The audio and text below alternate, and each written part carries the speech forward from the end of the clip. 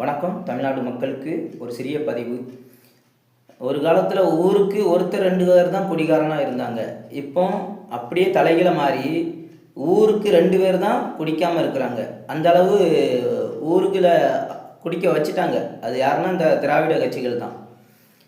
ஏன்னா முக்குக்கு சாராய கடை ஒயின் ஷாப்புங்க பேரில் தொடங்கி வச்சுட்டு அதை அந்தளவு வியாபாரத்தை பெருக்கிட்டாங்க. ஏன்னா கையில் தொட்டு வாங்கி இப்போ சரக்கு வாங்கலாம். இப்போ வந்து பேடிஎம், கூகுள் பே, ஃபோன்பே இப்படிலாம் அந்தளவு அந்த தொழிலை நல்லா டெவலப் பண்ணிட்டாங்க. அந்தளவு வசதி பண்ணிட்டாங்க. காரணம் என்னென்னா மக்கள் வந்து குடித்து தான் இந்த அரசாங்கத்தை நடத்தக்கூடிய அளவுக்கு அந்த அரசு இருக்கிற மாதிரி கொண்டு போயிட்டாங்க. ஒரு நல்ல அரசு, மக்களுக்கான அரசு இது கிடையாது என்பதை மக்கள் என்னைக்கு தான் நீங்கள் புரிஞ்சிக்க போறீங்களோ தெரில. சரியா? ஏன்னா திருச்செந்தூர் தொகுதியில் காயல்பட்டினம் குறைஞ்சது ஒரு 25,000 ஓட்டு இருக்குது. ஆனால் அங்கே ஒரு ஒயின் ஷாப் கிடையாது. அங்கே வாழக்கூடிய மக்கள் அவ்வளோ உணர்வாக இருக்கிறாங்க.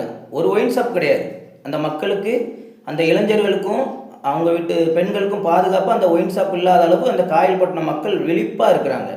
ஆனால் ஒரு சில இடத்த பார்க்க போனால் ஊருக்கு எப்படி பார்த்தாலும் 3 ஒயின் ஷாப் வச்சுருப்பாங்க. இப்போ யாரெல்லாம் பாருங்கள் 3 ஒயின் ஷாப்பு.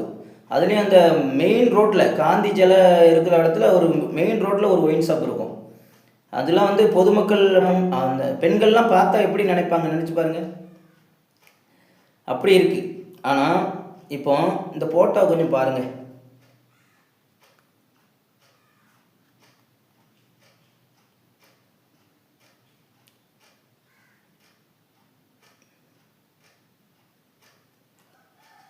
இது என்னன்னா, மதிமுக சார்பாக ஜனவரி 2 இவங்க வந்து என்ன பண்ண, மதுவை ஒழிப்பதற்காக நடப்பயணம் போகிறாங்களாம். அந்த அழைப்புதலை இப்போதைய முதல்வர் நம்ம ஸ்டாலின் அவர்கள்ட்ட வந்து மதிமுக தலைவர் வைகோ அவங்க வந்து கொடுக்குறாங்க. பக்கத்தில் அவங்க மகன் துரை வைகோவும் இருக்கிறாங்க. ஆனால் இந்த மது ஆலையை வச்சு நடத்துகிறதே இப்போதைக்கு யார்? திமுக அரசு. இவங்க கிட்ட கொண்டு இந்த அழைப்புதலை கொடுக்காங்க. இதை வந்து யாரை ஏமாத்துறதுக்கு நீங்கள் வைகோ அவர்கள் நீங்கள் பண்ணுறீங்க? இல்லை இந்த அரசாங்கம் வந்து இதை வந்து ஒயின் ஷாப்பை மூடனாவே அவங்க கையில் தான் இருக்குது. இப்போ நடைப்பயணம் போகுது, யாரை ஏமாத்துறதுக்கு? என்ன மக்களை நீங்கள் வந்து முட்டாளாகவே தான் நினச்சிக்கிட்டு இருக்கீங்களா வைகோ அவர்களே?